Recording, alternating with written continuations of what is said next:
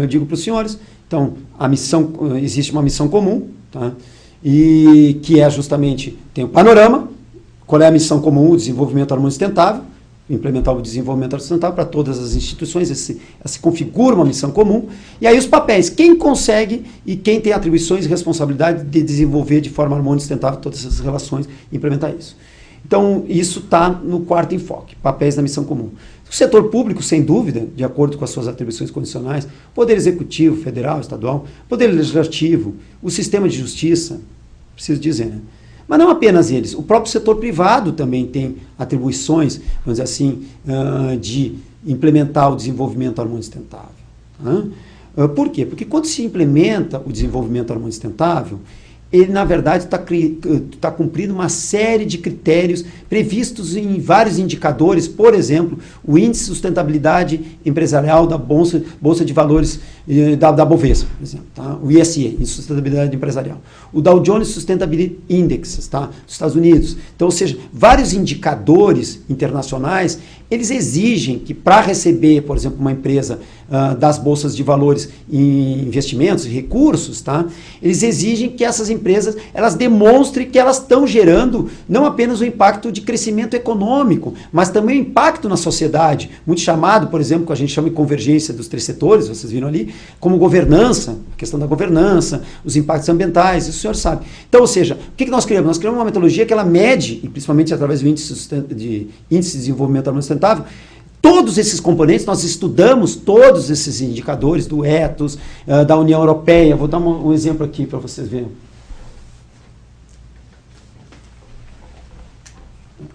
Aqui, ó. Por exemplo, esse aqui, ó, são indicadores da União Europeia. Tá? Então, são indicadores que a gente utilizou, todos nessa linha de forma convergente. Tá?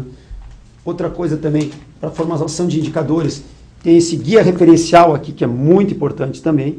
Tá? Um guia referencial. Tá? Também, esse material todo está citado nos documentos, então é fácil depois vocês acessá-lo.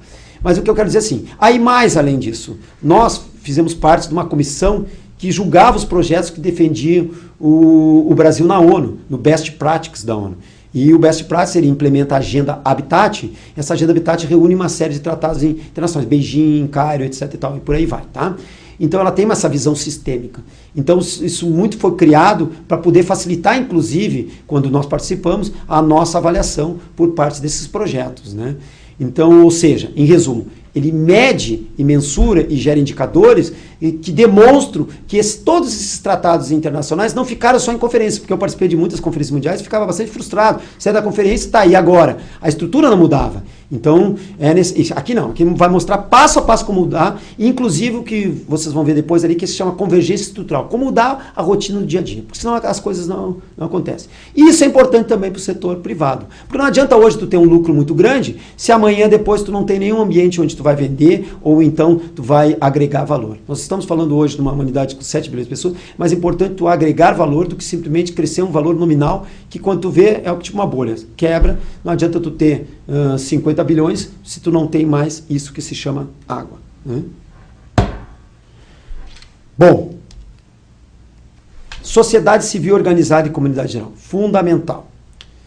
Fundamental não só para que a gente tenha uma democracia representativa, mas também participativa. A sociedade está na hora da sociedade cada vez mais participar. Por quê? Porque ela também vai sofrer as consequências desses dirigentes que estão aí, não só em nível de Brasil, mas do mundo inteiro. A gente, às vezes, transfere muita responsabilidade para um salvador e aí fica não só dependente, mas também vulnerável aos destinos que nos atingem. Então está na hora da gente participar efetivamente. E participar não apenas para pensar no seu apartamento, em nicho e lobbies, mas também pensar no apartamento. Porque não vai adiantar cuidar só do apartamento, novamente, se o prédio inteiro vai cair. Porque as pessoas acham que a coisa está muito tranquila, né? Aquela coisa está muito acomodada. Olhem hoje, olha a natureza como é que está, olha a questão da água, nós vamos ter um problema seríssimo de água.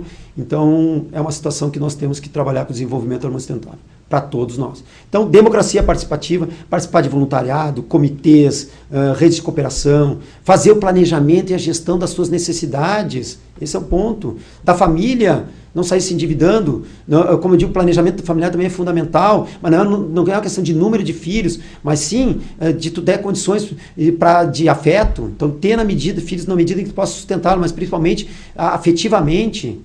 Não adianta botar uma criança no mundo e dar um monte de coisas materiais e não dar carinho e atenção. Tem que trabalhar outras coisas também. Então planeje as suas possibilidades, as suas necessidades que não são apenas materiais. Tá? Isso é fundamental. Democracia representativa, escolher líderes alinhados a isso. Que sejam alinhados a esse tipo de visão de fomento ao desenvolvimento sustentável via atuações resolutivas. Né? Principalmente planejamento, gestão do sistema, negociação, mediação e conciliação.